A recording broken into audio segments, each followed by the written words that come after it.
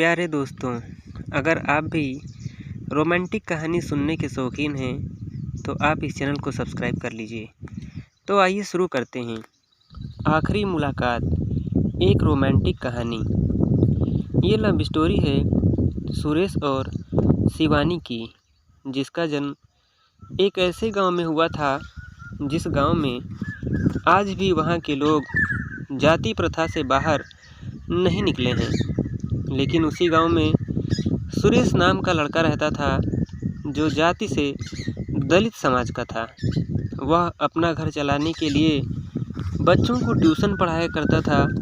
सुरेश हमेशा बच्चों को सही राह पर चलने की सीख देता था। शिवानी भी उसी गांव में रहती थी और वो सुरेश को अक्सर बच्चों को पढ़ाते हुए देखा करती थी। शिवानी के पिता गांव के ही मंदिर में पुजारी थे। शिवानी रोज सुबह सुबह मंदिर में पूजा करने जाया करती थी।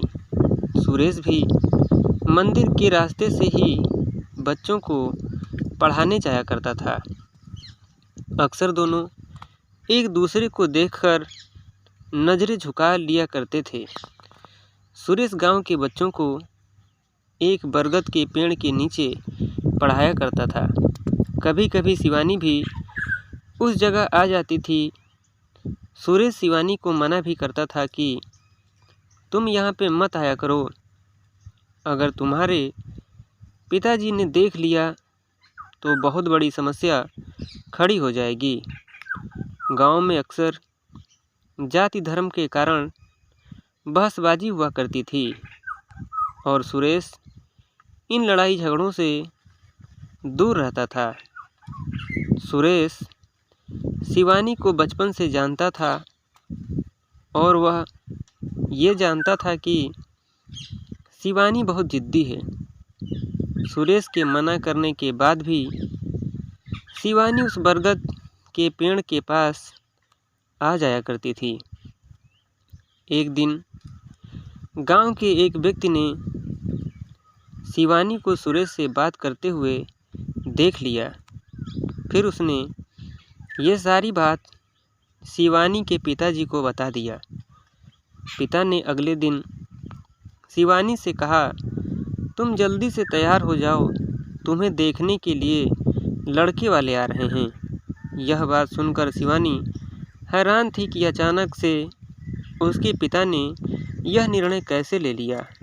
अगले दिन शिवानी उसी बरगद के पेड़ के पास जाती है जहां सुरेश बच्चों को पढ़ा रहा होता है। शिवानी ने सुरेश से कहा, पापा ने मेरे लिए लड़का देख लिया है, मेरी शादी होने वाली है। सुरेश ने कहा, यह तो अच्छी बात है। शिवानी बोली, लेकिन मुझे शादी नहीं करनी है, मुझे यहीं रहना है, इसी गांव में। सुरेश बोला, क्यों, ऐसा क्या है इस गांव में जो तुम यहाँ से जाना नहीं चाहती हो? शिवानी बोली, क्योंकि इस गांव में पापा हैं और तुम हो। इतना कहकर शिवानी वहाँ से चली जाती है। सुरेश अब समझ चुका था कि शिवानी उसे पसंद करती है। सुरेश के दिल में भी शिवानी के लिए प्यार था, लेकिन उसने कभी भी अपने दिल की बात शिवानी को नहीं बताया था। सुरेश ने गांव की जातिवाद समस्या की वजह से अपने प्यार को दिल में ही दबाए रखा था, लेकिन जब शिवानी ने उससे कहा कि उसकी शादी होने वाली है, तब सुरेश की दिल की धड़कनें और भी तेज हो गई थीं। लेकिन उस समय सुरेश ने शिवानी के सामने ऐसे बात किया मानो जैसे कि उसे कोई फ़र्क ही ना पड़ा हो। अब दोनों के दिल में एक दूसरे के लिए प्यार था, लेकिन उन्हें समझ में नहीं आ रहा था कि अपने प्यार का इजहार कैसे करें। उधर शिवानी का रिश्ता तय हो गया। अगले ही महीने उसकी शादी होने वाली थी। 2 सप्ताह से सुरेश ने शिवानी को कहीं नहीं देखा। किसी ने बताया कि उसका रिश्ता तय होने के कारण अब वह घर से बाहर नहीं निकलती है। सुरेश अब उसी बरगद के पेड़ के पास जाकर शिवानी की पुरानी बातों को याद करता। उसे अब कोई रास्ता नहीं दिखाई दे रहा था। तभी ऐसे में अब दोनों के दिल में एक दूसरे के लिए प्यार था, लेकिन उन्हें समझ में नहीं आ रहा था कि अपने प्यार का इजहार कैसे करें। इधर शिवानी का रिश्ता तय हो गया। अगले ही महीने उसकी शादी होने वाली थी। 2 सप्ताह से सुरेश ने शिवानी को कहीं नहीं देखा। किसी ने बताया कि उसका रिश्ता तय होने के कारण अब वह घर से बाहर नहीं निकलती है। सुरेश अब भी उसी बरगद के पेड़ के पास जाकर शिवानी की पुरानी बातों को याद करता था। अब उसे कोई और रास्ता नहीं दिखाई दे रहा था। अगले सोमवार को शिवरात्रि की पूजा थी।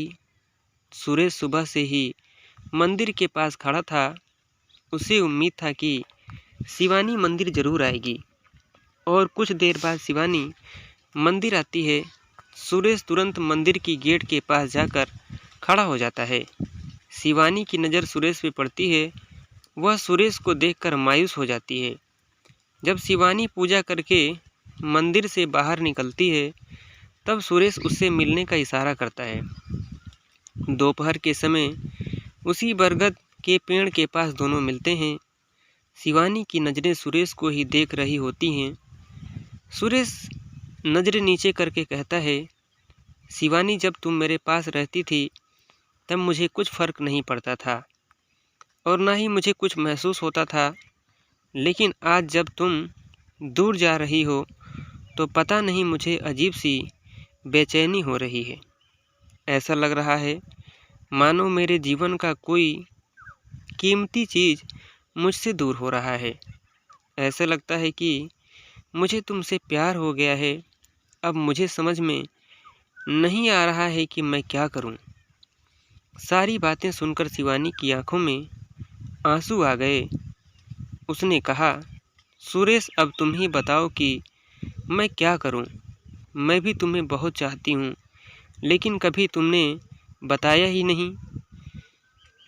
अब मैं कैसे रहूंगी तुम्हारे बिना, मुझे तो कुछ भी समझ में नहीं आ रहा है।